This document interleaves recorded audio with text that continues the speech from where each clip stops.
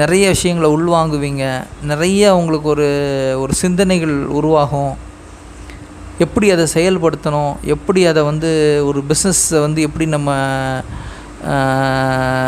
மக்கள்கிட்ட எப்படி அதை எடுத்துகிட்டு போகணும், அந்த பொருளை எப்படி மக்கள்கிட்ட ரீச் பண்ணணும், எப்படி அந்த பொருளை மக்களாக வாங்க வைக்கணும்.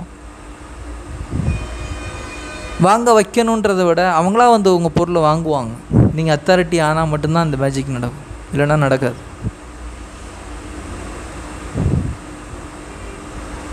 ஸோ நீங்கள் அத்தாரிட்டி ஆகிறதுக்கு உண்டான வாய்ப்புகளையும் இதையும் நீங்கள் பயன்படுத்திக்கிட்டு அதை நீங்கள் மெயின்டைன் பண்ணிக்கிட்டு நீங்கள் அத்தாரிட்டி ஆகிட்டீங்க அப்படின்னா உங்களுக்கு நிறைய விஷயங்கள், நிறைய கமிட்மெண்ட்டுகள், நிறையா உங்களோட பங்களிப்புகளை வேண்டிய மக்கள் நிறைய பேர் வருவாங்க. ஆனால் இவங்களுக்கு எல்லாமே நீங்கள் உதவி செய்யக்கூடியவராகவும்